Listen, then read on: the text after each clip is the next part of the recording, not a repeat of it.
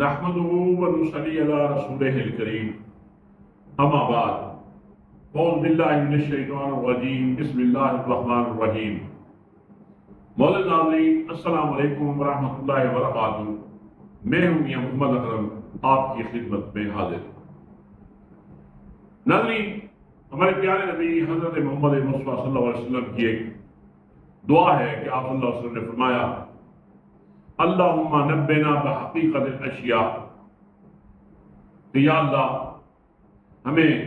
جو دنیا کی حقیقت ہے اس کے بارے میں خبر دے، کیونکہ جو چیز ہمیں سامنے دیکھ رہی ہوتی ہے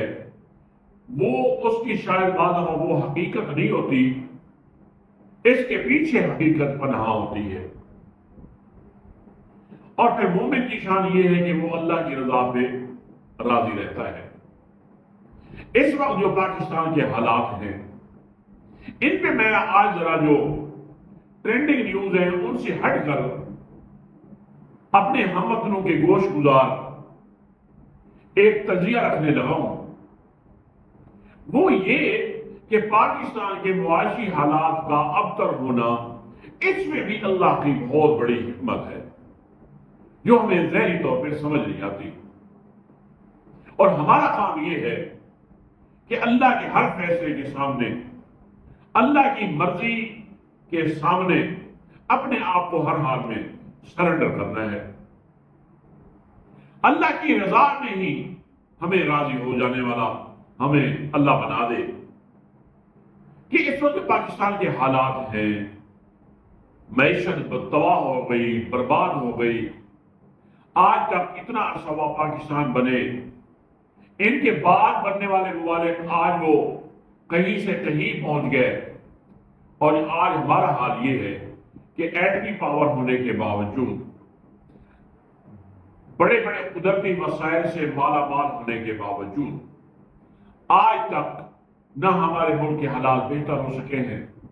نہ ہماری کوئی عوام کا جو لیونگ سٹینڈرڈ ہے وہ کوئی تھوڑا اپ گریڈ ہوا ہے۔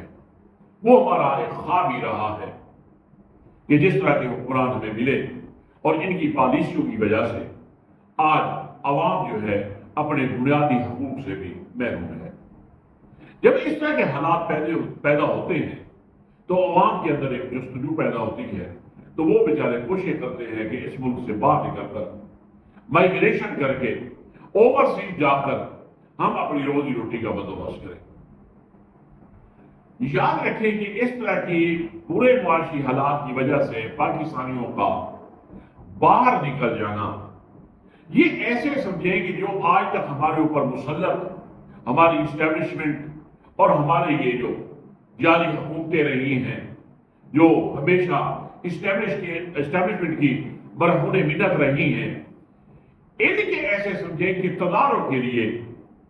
اللہ نے ایسا بندوبست کیا ہے کہ اس معاش کی تلاش میں یہ پاکستانی جو ملک چھوڑ کر باہر جا کے بسے ہیں، وہ ایسے سمجھیں کہ اللہ نے ان کے خلاف ایک مضبوط قسم کی اللہ نے فورس تیار کر دی ہے۔ آج دیکھ لیں کہ جو اس ملک کے جو زیادہ رسپونسیبل تھے اس ملک کی تباہی و بربادی کے، آج انہی کے لیڈرز کو دیکھ لیں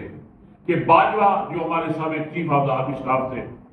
ان کے ساتھ فرانس میں کیا ہوا، ان کی بیگم کے ساتھ ان کو نہایت ہی غلیظ قسم کی گالیاں دی اور ان کی بیگم کو بھی گالیاں دی گئی۔ ہم تو خواتین کی حرمت کے لیے تو کٹ پڑنے والے لوگ ہوتے ہیں، لیکن وہاں مسلمان ممالک کی ایک بڑی مضبوط فوج، اس کا سربراہ وہاں پہ وہ گالیاں کھا رہا ہے اور ذلیل ہو رہا ہے۔ یہ اصل میں پیغام تھا باجوہ کے بعد آنے والے جتنے چیفز ہیں ان کے لیے۔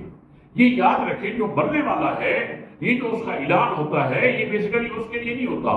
یہ جو زندہ ہوتے ہیں یہ ان کے لیے مرنے والا پیغام چھوڑ کے جا رہا ہوتا ہے کہ دیکھو جس حالت میں آج ہوں ان قریب آپ بھی اسی حالت میں آنے والے ہیں۔ اور باجوے کے ساتھ جو کچھ ہوا، یہ بھی ہمارے جو بعد میں آنے والے چیفز ہیں، یہ ان کے لیے باجوہ نے پیغام چھوڑا کہ میں نے اپنی جو ڈیوٹیز تھی، جو میں نے حلف لیا تھا اس ملک کے لیے، میں نے اس کو توڑا سیاست میں مداخلت کی، رجیم چینج میں اپنا حصہ ڈالا، اپنے آقا امریکہ کے مطابق ان کے سامنے میں گھٹنے ٹیکے، اور اس کے بعد میں نے رجیم چینج کیا، اور میرا حال آج یہ ہو رہا ہے کہ پوری دنیا میں مجھے کہیں بھی سکون نہیں ہے۔ یہ ان کے لیے پیغام تھا۔ دوسرا، ملک کے اندر جو سب سے مضبوط ادارہ ہوتا ہے وہ یاد رکھیں وہ کیوں بھی پولیٹیکل پارٹی ہوتی ہے، اور اس ملک کو لوٹنے کھسوٹنے میں جو نواز شریف کی پارٹی ہے، مسلم لیگ نون ہے، انہوں نے بھی حد کر دی۔ پھر اللہ نے ان کے ساتھ جو کچھ کیا، جیسے وہ لندن میں پہنچے، جس طرح ان کو گالی گلوچ پڑی، جس طرح ان کے اوپر انڈے مارے گئے، ٹماٹر مارے گئے، یہ سب کچھ چور چور کے نعرے تھے۔ یہ پیغام تھا ان کے جو بعد میں آنے والے سیاستدان ہیں کہ یاد رکھو کہ اگر آپ نے بھی ملک کو اس طرح لوٹا، ملک کے خزانے کو ان کے پیدے سمیت چاٹ گئے، اگر تم نے بھی ایسا کیا تو وہ تمہارا حال بھی ایسا ہی ہوگا۔ تیسرے نمبر پہ ہے ہماری عدلیہ، کہ قاضی فائز عیسیٰ صاحب کے ساتھ جو کچھ ہوا، یہ بھی یاد رکھیں کہ یہ بعد میں آنے والے ججز کے لیے پیغام ہے کہ اگر آپ نے بھی قاضی فائز عیسیٰ کی طرح آپ نے اپنے منصب کا ناجائز فائدہ اٹھایا، طاقتوروں کے مرضی کے مطابق، ان کی خواہشات کے مطابق انصاف کو قتل کیا انصاف کا، تو آپ کا حال بھی یہی ہوگا کہ ان کے دور میں یقین جانیے نہ پاکستان کی خواتین محفوظ تھی، نہ بچے محفوظ تھے، نہ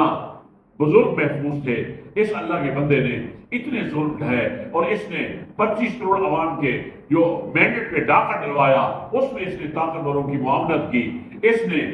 عوام سے ان کے لیڈر کا جو انتخابی نشان تھا بلہ وہ چھینا، طرح طرح کے مظالم کیے، اور یہاں تک کہ جس کو پکڑا جاتا تھا اس کے اوپر کپڑا ڈال دیا جاتا تھا اس کے منہ کے اوپر۔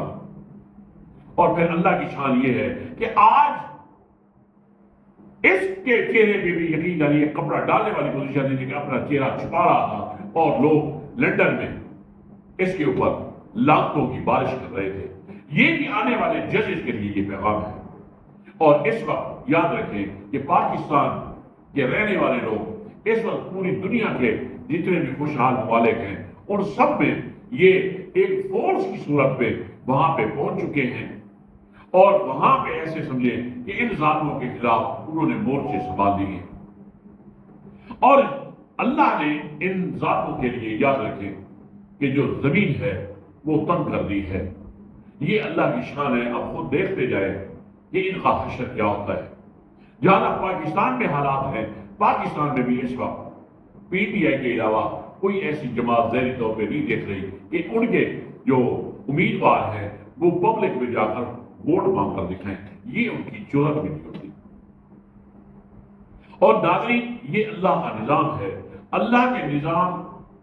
کا جو فیصلہ اب ہوا ہے وہ یہ ہے کہ اللہ نے اپنی قدرت سے ان سب کے درمیان کے گردنا ایک دائرہ جو ہے، ایک گھیرا جو ہے وہ ڈال دیا ہے، اور اب یہ اس گھیرے سے باہر نکل نہیں سکتے۔ آج ان کے ہوش اڑے ہوئے ہیں کہ جناب شہباز شریف محمد بن سلمان کے قدموں میں بیٹھا ہے سعودی عرب میں، نواز شریف امریکہ کے لیے روانہ ہو رہا ہے، جو زرداری ہے وہ چین کی طرف جا رہا ہے، اور بلاول بھی وہ بھی امریکہ جانے کے لیے تیاری کر رہا ہے۔ یہ یاد رکھیں یہ لوگ جا کر وہاں ان حکمرانوں کے وہ کہتے ہیں نا گھٹنوں پہ بیٹھ کے یہ منتیں سماعتیں کرنے والے ہیں کہ خدا کے لیے کسی طرح عمران خان کو آپ بنا لیجئے کہ وہ ہمارے ساتھ کوئی معاملہ بہتر کرے، لیکن بہتر اب معاملہ آپ کے ساتھ ہو نہیں سکتا کیونکہ یہ میرے اللہ کا فیصلہ ہے، اور آپ جس چیز سے ڈر رہے ہیں اس سے آپ بچ نہیں سکتے۔ آپ یہ سمجھ رہے ہوں گے کہ شاید پہلے جیسے ہم نے باریاں لیتے رہے اور ملک کا نظام چلاتے رہے، اب آپ کی باریوں کا ٹائم ختم ہو گیا ہے۔ ناظرین، اب تو ہم منتظر ہیں کہ ان کو اپنے برے انجام میں کب ہم تڑپتا دیکھیں، لیکن کب کی بات نہیں ہے، یہ عنقریب 1 مہینے کی بات ہے کہ دیکھیں پھر ان کا رزلٹ کیا نکلتا ہے اور ان کے ساتھ کیا حشر ہوتا ہے۔ ناظرین، اس دعا کے ساتھ کہ اللہ تعالیٰ ہمارے ملک و قوم کا حامی و ناصر ہو۔ اگلے بھی لاکھ تک کے لیے آپ سے میں اجازت چاہتا ہوں۔ السلام علیکم ورحمۃ اللہ وبرکاتہ۔